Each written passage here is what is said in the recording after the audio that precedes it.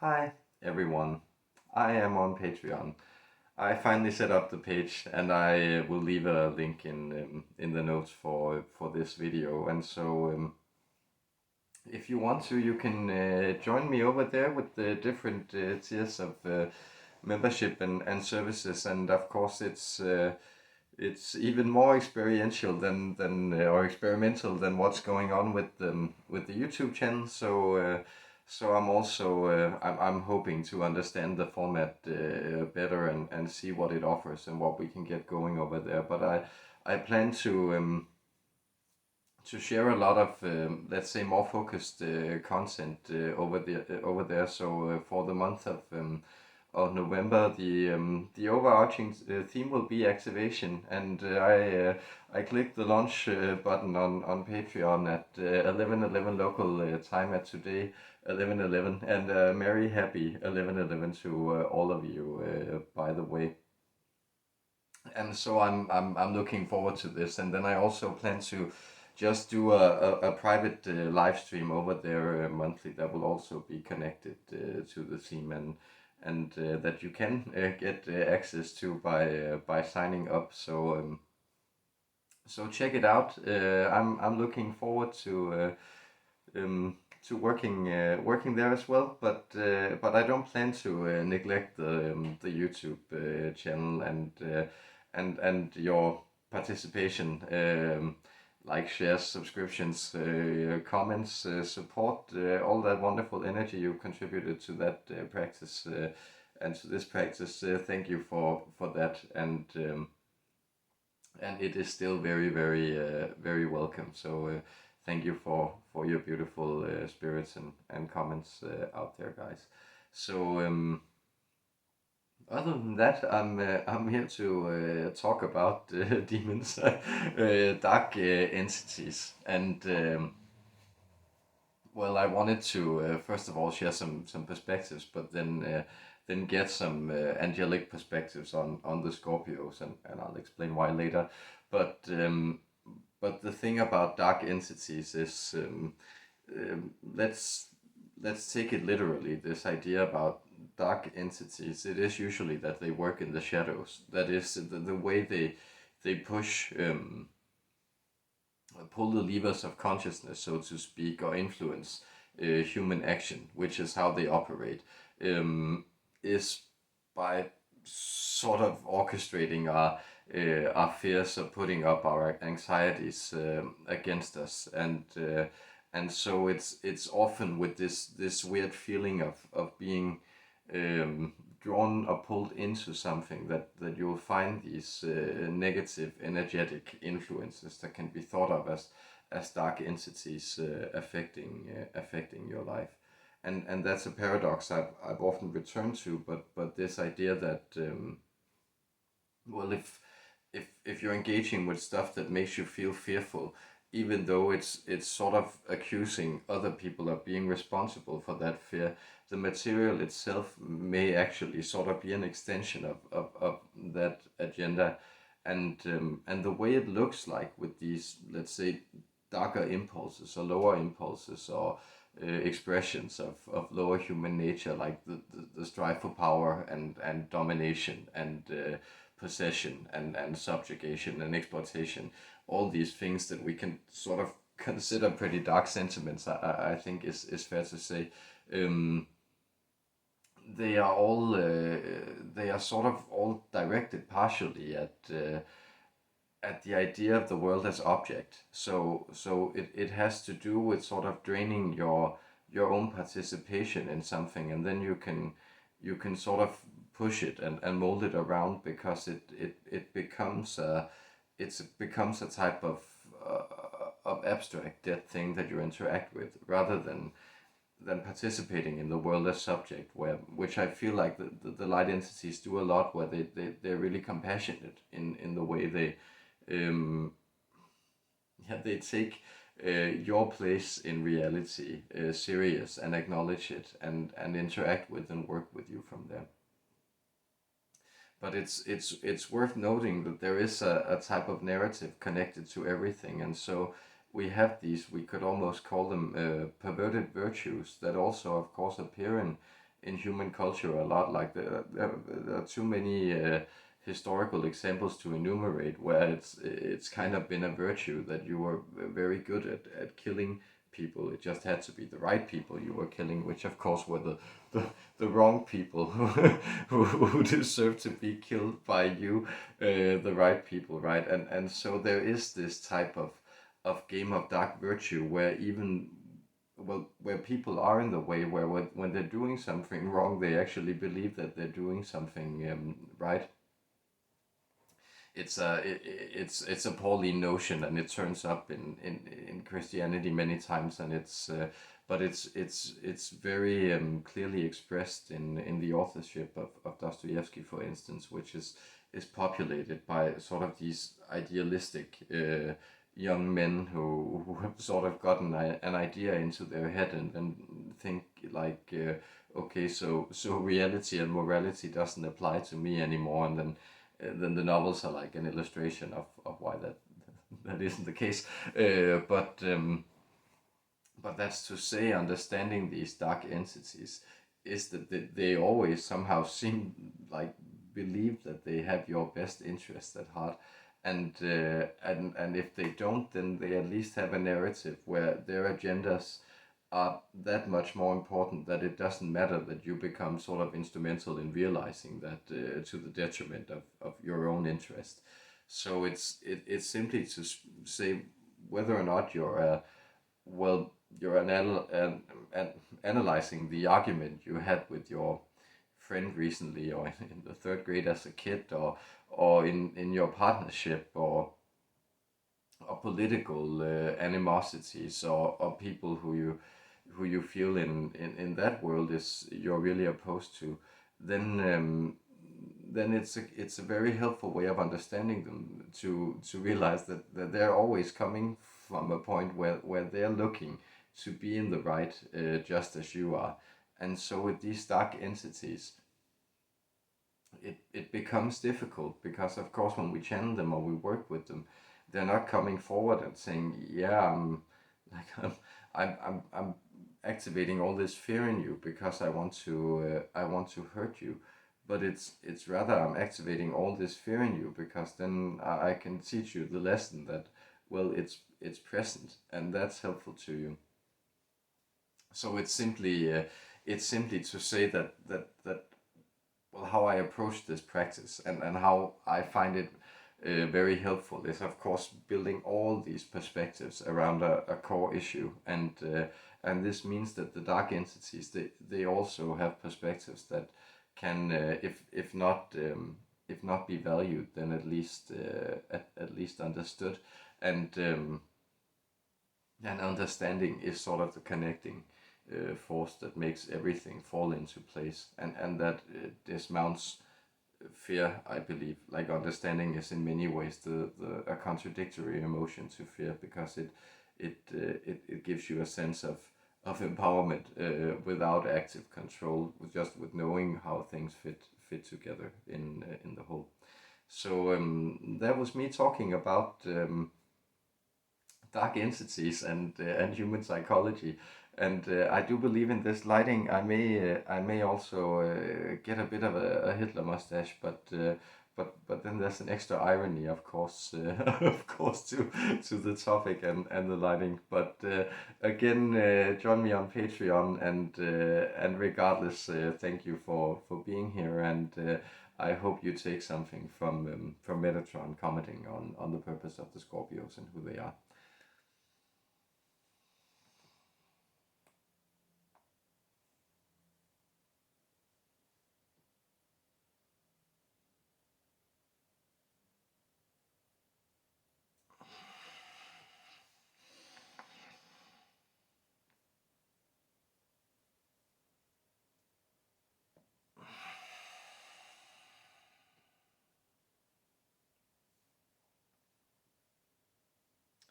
This is the Archangel Metatron, human beings coming to you as the divine architect, a voice of the divine order that permeates everything in this universe. And that is also why you contact me this day.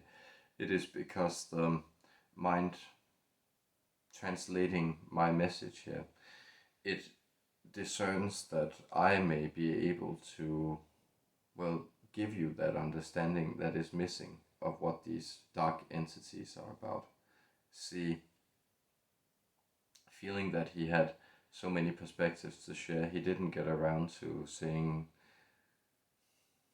how he has connected physical pain, these patterns of tension, almost of frozen cramp-like states within the physical body, how they have been connected, these tensions, to the Scorpios, and how the Scorpios, they seem to be very oriented towards these types of pinning emotions, emotions that strap you down, that in many ways go into the central nervous activation points or activation points of the nervous system, and trigger these into a type of paralyzed response, type of, we could say, frozen hyperactivity. Again, returning to this image of the cramp, it's something that's situated in most human bodies, this sense of a frozen type of trauma. Much of it is incurred simply by the fact that you are bipedals, and so you walk around doing a balancing act and tightening a lot of micromusculatures to perform that act. But other aspects, and those are perhaps more pertinent, are the facts that you have frozen, cramped up, and in many ways went into a state of survival mode simply by the shocks of existence as they present themselves in your body. That is partially, there is an imbalance or misalignment, type of temporary misconfiguration in the fact that you are existing at all. That is, you are a ripple in the sea of entropy that takes everything down into what is indifferent and only chaotic substratum, and that it orders you from this chaotic substratum into existence. In this ordering, you are a type of unique ripple, an energetic wave that moves along this current or this ocean of entropy lying below you, which you will return to.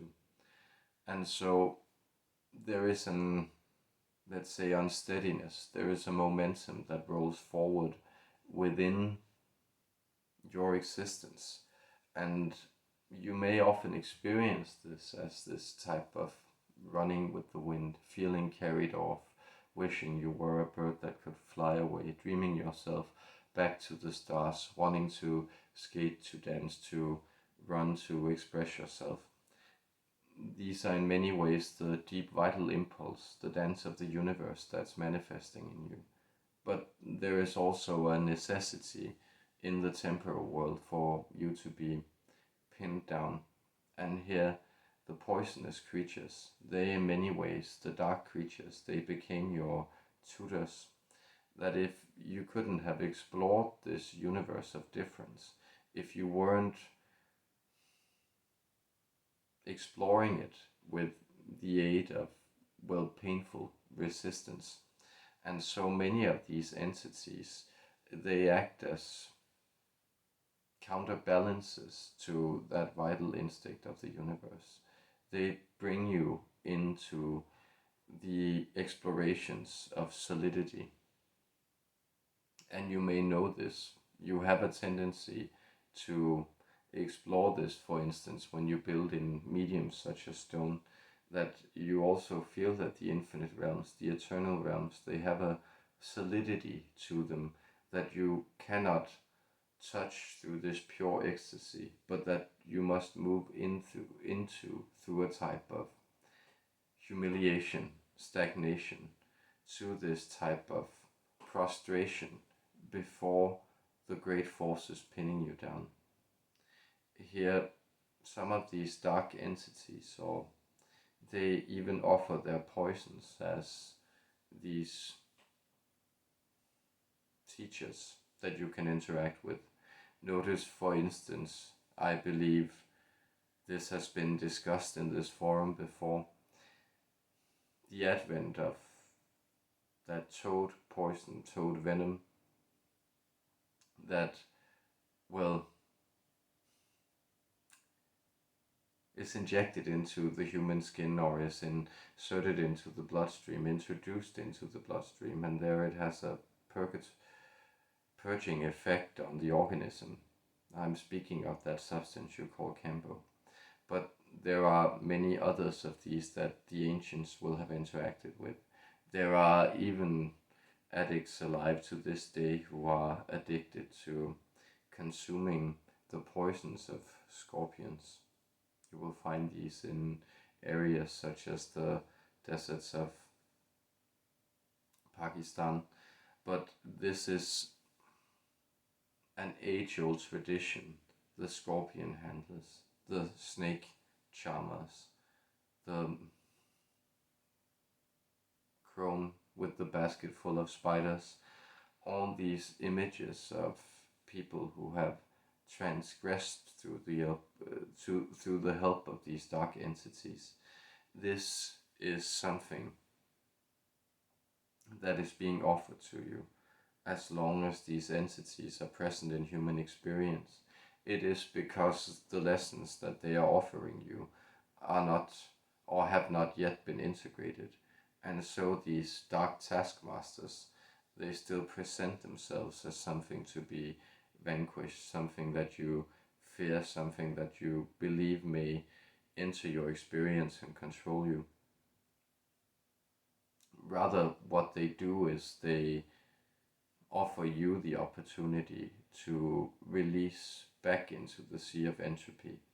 That is, if you build your awareness to a level where you jump up from this rapture of being, and also, that is, if you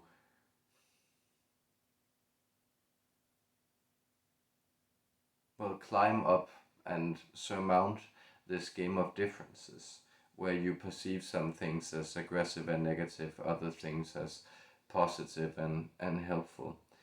There you will see that you are in many ways in control of this ratio of differences. That is, the thing that you are controlling is how consciousness is being orchestrated into the experience of form and shape. And here you can begin to change your perspectives in that you see consciousness more as a process of differing within unified energetic fields of opposing currents, rather than you see it as, well, these entities or embodied dark agendas that have dark means of making you comply with them. There is no way of making you comply. There are physical actions you can undertake. There are compromises to be reached in the physical world. One is, for instance, the negotiation with death, and when that will find you and smooth out the physical imbalance of the physical world for this moment before you jump into another wave-like configuration of physicality. But other negotiations, they take place in these realms of difference. In the higher realms of experience, you are completely free. And by freedom, I mean the total divine freedom of creation. There are things that you orchestrate and you move around. There are perhaps boogeymen under the bed or leprechauns awaiting you at the end of the rainbow with a pot of gold. There are both the promise of, well, scary frights and pleasant delights, but all of these are orchestrations that you have mapped out, much as a programmer would map out a very complex game in order to titillate, engage, and challenge the people who played this game. And so you need opponents in this. And what better opponents to pick once you have, well, overcome the trauma of the jungle, that is also being a prey animal and having moved out of nature. What better enemies to fight than these abstract forces of chaos, of temptation, and of the things that bring you into forgetfulness and out of the vibration of love. This being, it has been conceived of as the devil in some traditions, or in others it can even be thought of as a monster that is something that threatens to swallow you and the world up with it and return you to the primordial ooze of disorder. But notice that here again, the contrast of darkness and light, it plays a role. You are not to be swallowed up in those indifferent worlds of, well, entropy, because you are creating by the contrast, by the fight, by the struggle, by the appreciation of the threat, by the sensation of the fear, by the challenge. You are creating a world and interplay of contrast. And it is this world of interplay and contrast that inherently provides you with meaning. And notice that it is better to feel in the presence of a negative meaning rather than to feel in the presence of no meaning at all. And therefore, these perspectives, they are like balls in the hands of the jugglers. They are things that you can learn to play around with and have fun with. So where do you need to be frightened? Where is it serving you well? Where do you need to let go and trust? And where do you need to explore the garden of earthly delight, so to speak? Well, all these entities, they can bring you into that focus of appreciation. If there wasn't that void beneath you, if there wasn't that threat of dark energy, well, how would you even cultivate the positive vibration? And how would you know what to move away from? So, this being Scorpio season, and you having asked me regarding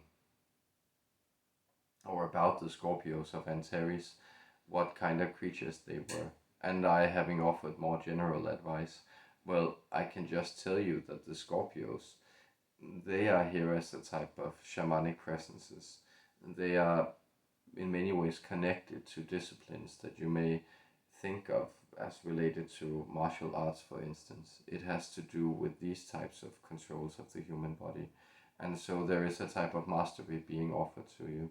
There is a type of ascension that goes with moving into the desert and being stung, being feverish and cold, threatened by death, and then returned by the scorpionic entities, deities you may even call them, to your body, reborn and strengthened with the experience of having passed through the halls of the dead.